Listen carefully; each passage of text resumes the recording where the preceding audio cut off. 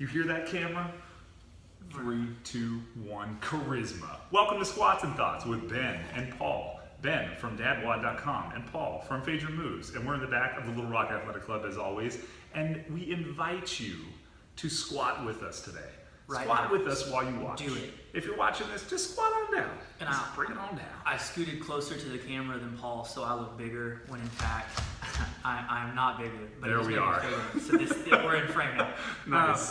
Today we're going to talk a little bit about what is not in CrossFit. Controversial. Like your functional fitness program, like what is missing in it and what are you not And doing? we are targeting CrossFit because it is the main one. It's a huge trend and it's been going for a while, and it's a fantastic program that we both have a lot of love for, but we have done it so much and for so long we can see where some of the holes and the chinks in the armor are. And we'd like to share those with you so that you can supplement these things as part of your functional movement practice. And I think this will benefit everyone from the 60-year-old grandmother who's doing CrossFit all the way to the high-level competitor. Absolutely. Because if you paid attention to CrossFit at all this year, Dave Castro exposed a lot of people at regionals by doing a one-arm dumbbell overhead squat and a few moves like that competitors physically could not do because they had never done it before. And don't forget the strict muscle up the year before. Right. That was unprecedented. Blew some people's minds. Yep. And so I think if you go through and look back, like, what have you not been doing? That's what Dave Castro is going to do. Whatever you have not practiced. And Yep. then to the person who's just doing this for fun or just to be better at life, like that's the whole point, is there to be nothing that you can't do. Yeah, and this is all about the CrossFit being a GPP program, General Prepared Fitness. It is all about things that are right in the middle that everyone should do. So it's not meant to include everything, but if you're doing it just for fun or to be healthy in life, if you continue to do that set of stuff that they give you, that small little circle, without branching out, there are some serious things that you're missing, and we'll go over those, and they're very interesting. They come from more of a movement perspective than, say, like a fitness perspective. So without further ado. When was the last time you threw something? That's a big one for me. Not throw up. Yeah, Threw. like that. Like throw. And I think even as much as like throwing a football or a frisbee or something like that, I think about, like CrossFit talks about a lot about moving an external load. Like throwing is one of the best ways you could possibly do that. Yeah, their definition of a functional movement is that it's natural, it's safe, it can carry a large load over a long distance quickly. Yeah. So throwing clearly is within that paradigm. Now you can throw a ball, or you can throw a javelin. Yep. You can throw a spear, very similar to a javelin. You could throw a giant rock. You can toss a keg. There's a lot of different things and ways to throw. And think about this. Like, have you ever loaded 50 bags of mulch into the back of a truck? And like, say you're a pretty fit guy or gal, you load 50 bags of mulch and you're throwing those, you're gonna be super sore the next day. Yeah, that is functional movement. You don't ever do that, right? And if we can find ways to mimic that kind of stuff, you ever seen those dudes who bay hail and their arms are jacked, right? And they don't have to work out because they work out every day for a living. That's farm CrossFit. Yeah, farm fit. It's a thing. Dude's got Popeye forearms. Yeah. So like, try to find a way to incorporate some throws into your workouts, and they make it really easy now. You see all the med balls that you're supposed to slam. Pick them up and slam them. Yeah. Throw them up and over your head. Yeah. Throw them laterally. Catch them with a friend. Do something like that. See how far you can, on your knees, you can do a chest pass and throw it as far as you can. Those are just some really easy ways Yeah, to I wouldn't do even that. say far. I would say more also accurately. Ooh. Right? Like accuracy is a big part of throwing. Like you don't just hurl something and hope it goes wherever. Like if you throw a frisbee, you want to throw it to a target. Throw a ball, you throw a spear. But you're right on that. Like throw more. Grab things that you would never think of throwing and try to throw them in whatever way that you can throw them. Accuracy is one of the 10 domains of fitness in CrossFit, and Yes, I'm glad indeed. Paul brought that up. I probably can't name all 10 of them, and that's okay. I've already done that in another video. Yeah, which I accidentally deleted, but that's another story. Oh, that was in the video we deleted? That was in the video I deleted. Okay, no worries. But you think about those 10 domains of fitness, and it'd be really easy to look at it and just, if you list those out, accuracy, speed, strength, flexibility, to look at them and to kind of check them off, like, oh, I did this, I haven't done this. I think accuracy is a big one, like throwing something. When you're a kid, you're shooting basketballs and you're throwing a baseball. When you become an adult, you're not doing that stuff as much or at all, possibly. Well, in CrossFit, you do get some throwing. Like there's some things that mimic. Like the Olympic lifting is very much like throwing. Like if you're going to do a keg toss, practicing an Olympic lift is a good thing to do. You have wall balls and you have ball slams. So these things are like throwing. Sure. Okay? But they're not what we are talking about. So, all right, moving on. I'd like to say static holds. Yeah. So static holds are not valued because in the system, they want work, and work is horsepower. That means there has to be a load that is moved, right? But static holds generate, like even what we're doing here, they generate a lot of mobility, a lot of awareness. They cultivate a lot of accuracy to positions at end ranges that you need. Yeah.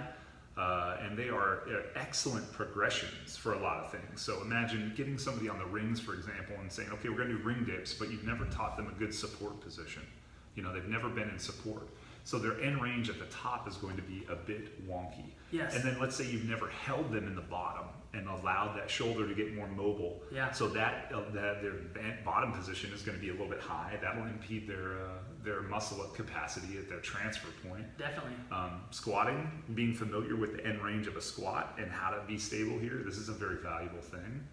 And we're talking, you know, Paul had me do a workout recently, like a wall-facing handstand hold. Beautiful, and just holding that position is one of the hardest things I've ever done. Yeah. You get your toes and your nose on the wall and try to hold a hollow body position, squeezing your butt, rib cage pulled down. Yep. You just get up there and hold that. Yeah. And we've done some workouts with, you know, hanging from a pull-up bar, holding the bottom of a squat, and a handstand hold against the wall.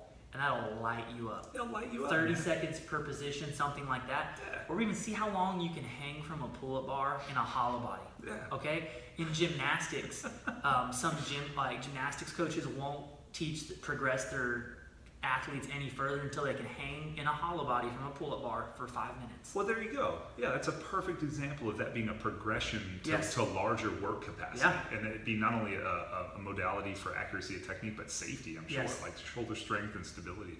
That's perfect. And it's really something I feel like we miss. Everybody wants to do a muscle up, and everybody wants to do all of these sexy moves, but they don't want to do the prerequisites. The prerequisites are not sexy. Nobody's posting pictures of them hanging from a pull-up bar or doing a handstand hold or stuff on Instagram. You know, it's about doing those cool moves. One's making videos of just squatting and talking. Yes, that's right. retarded. I mean, who would do so that? dumb.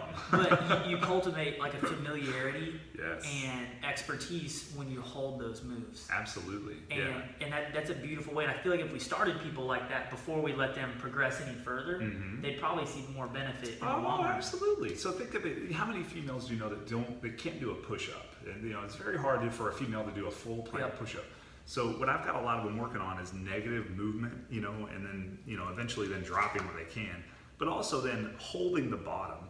Whenever they get there, just holding that bottom position in a push-up, and that allows them to afford just the mobility and the strength and the familiarity of the neurological recruitment of the motor units, or whatever you want to say. However that's supposed to sound scientifically. Coach Glassman says that masters learn in the negative. In the negative, right? In the negative, absolutely. but we don't do that anymore. I think it's maybe what CrossFit is meant to be and what we've made it are a little bit different. Yes, absolutely. And that's perfect segue to the next thing. Well, let's hear it. Negative control of movement. Okay. There is they don't value negative control of movement. Sure. But if you look at, like you said, where the mastery of the movement comes from, it's in the negative. Definitely. Now, there's a reason for that, because when you're trying to move quickly and your score is what matters, and it's all about getting stronger and doing more work, you need that negative to be a rest moment between reps. So if you snatch, drop the barbell, set it up, snatch, drop the barbell, or ride the negative down very lightly. But on 1 rep maxes, for example, baby, static holds. How long did I make it? I don't know. Oh, that was awful. I think that's a record for you. No, so we're progressing here as you see this. Like, Ben is getting better at this. So in 1 rep maxes for deadlifts, staying away from the true 1 rep of what you can lift, and then taking that, say like 90% or 85%, and riding that down on a very slow negative will give you a lot of benefit, a lot of gain as well. So again, that's not necessarily something that is important in a sport competitive sense of CrossFit, but as far as like the people who are older, the people who are doing it to be fit, that's a huge part of it. Definitely, and I think, and even just going back, I think in the negatives as well, it even goes back to the holds. You know, like when I'm doing an overhead squat, if I control the negative and I'm in a perfect position all the way down to the bottom, hold that perfect position, and then come up or whatever, I think it transfers into when I'm catching that real heavy snatch in the bottom. If I've practiced moving perfectly, down where you down. Critical, yeah, definitely. Perfect, yeah. I'm even seeing a lot of stuff as well. You know, there's a bunch of cool physical therapists who have come out who are really into CrossFit and they're putting out a lot of good stuff. That negatives are good for your tendons, they're good for your ligaments and all of that. Yeah. And it's and that's just one of the other many benefits. Yeah, absolutely. You want to grab another one, or you want me to go again? I'm thinking like I see it out there some, but I'm on crawling again. You know, that's something nice. I've been trying to add in more. Yeah, just touching your hands to the ground and moving. Yeah, and good.